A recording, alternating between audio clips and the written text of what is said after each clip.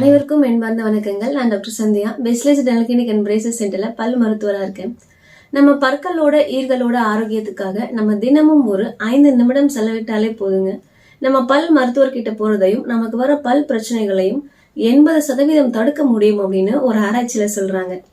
என்னோட பற்களோட ஈர்களோட ஆரோக்கியத்துக்காக தினமும் இரவு நேரத்துல நான் 3 விஷயங்கள் பண்றேன்.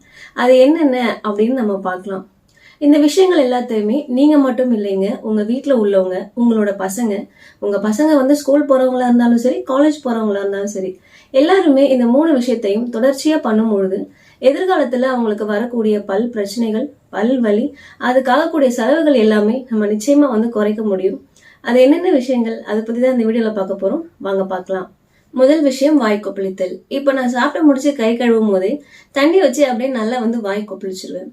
நம்ம இந்த மாதிரி வாய் கொப்பளிக்கும் போது என்ன ஆகுதுன்னா, இப்ப நம்ம சாப்பிட்ற உணவுல இருக்குல்ல நுண்ணிய உணவு துகள்கள் எல்லாமே நமக்கு வெளியில வந்துடும். இது நிறைய நேரங்கள்ல முழுசா வெளியில வர்றது இல்லைங்க.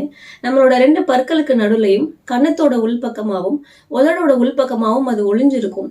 நம்ம நல்லா வாய் கொப்பளிக்கும் போது இந்த உணவு துகள்கள் எல்லாமே நமக்கு முழுவதுமா வெளியில வந்துடும். இப்ப சில பேர் வாய் கொப்பளிக்கிறத நீங்க பாத்துருக்கீங்களா? வாயில தண்ணி வச்சுட்டு 2 நொடி கூட ஆகாதுங்க, கொப்பளிச்சுட்டு உடனே வந்துருவாங்க. நம்ம நல்ல முறையில வாய் கொப்பளிக்கணும் அப்படின்னா குறைஞ்சது 15 நொடிகளாவது தண்ணி நம்ம வாயில வச்சு நல்லா கொப்பளிக்கணும். நம்ம இந்த மாதிரி வாய் கொப்பளிக்கிறது உணவு துகள்கள் எடுக்கிறதுக்காக மட்டும் இல்லைங்க. நம்ம சாப்பிடும் பொழுது நம்ம வாயில் இருக்கிற உணவை செரிக்கிறதுக்காக நிறைய அமிலங்கள் நம்ம வாயில சுரக்கும். இந்த அமிலங்கள் ரொம்ப நேரம் நம்ம வாயிலே இருக்குன்னா நம்ம பற்களுக்கு நல்லது கிடையாது. நம்ம தண்ணி வச்சு வாய் கொப்பளிக்கும் போது இந்த அமிலங்களோட அமிலத்தன்மை குறையுது, பற்களும் பாதுகாப்பா இருக்கு. அதனால சாப்பிட்டு முடிச்சு கை கழுவும் போதே வாய் கொப்பளிக்கிறது ரொம்ப நல்லது. 2வது விஷயம், இரவு நேரத்தில் பல் துலக்குதல். இப்ப நம்ம எப்பவுமே பாத்தீங்கன்னா காலையில பிரஷ் பண்றத யாரும் மறக்க மாட்டாங்க, மிஸ் பண்ண மாட்டாங்க. நமக்கு நேரம் இல்லை அப்படின்னா கூட கடகட நம்ம காலையில பிரஷ் பண்ணிட்டு ஓடிடுவோம் இல்லையா? அதே மாதிரி தாங்க, நம்ம காலையில பிரஷ் பண்றது எந்த அளவுக்கு முக்கியமோ, நம்ம அதை மறக்க மாட்டோமோ, இரவு நேரத்துல நம்ம பிரஷ் பண்றதும் அந்த அளவுக்கு முக்கியம். ஏன்னா இரவு நேரத்துல நம்ம வாய் ரொம்ப உலர்ந்து போயிருக்கும். கிருமிகள் பரவுறதுக்கான நல்ல நேரமே நான் சொல்ற மாதிரி அது இரவு நேரம் தாங்க. அதனால இரவு நேரத்துல நம்ம கட்டாயமா பிரஷ் பண்ணணும். நான் பாத்தீங்கன்னா நான் காலையில பிரஷ் பண்ணும்போது பேஸ்ட் பயன்படுத்தி பிரஷ் பண்ணுவேன். இரவு நேரத்துல நான் பேஸ்ட் எதுவும் பயன்படுத்துறது கிடையாது, வெறும் பிரஷ் வச்சுதான் பிரஷ் பண்ணுவேன். இதுக்கு பேரு ட்ரை பிரஷிங் அப்படின்னு சொல்றாங்க. நம்ம பேஸ்ட் பயன்படுத்தி பிரஷ் பண்ணாலும், பேஸ்ட் இல்லாம ட்ரை பிரஷிங் பண்ணாலும் நமக்கு ஒரே மாதிரியான பலன்கள் தான் கிடைக்குது. ட்ரை பிரஷிங் பண்றதால பற்களுக்கு எந்த ஒரு பாதிப்பும் இல்லை அப்படின்னு ஆராய்ச்சிகள் கண்டுபிடிச்சிருக்காங்க. உங்களுக்கு பேஸ்ட் பயன்படுத்தி பிரஷ் பண்றதுதான் வசதியா இருக்குன்னா நீங்க பேஸ்ட் பயன்படுத்தியே கூட இரவு நேரத்துல பிரஷ் பண்ணலாம்.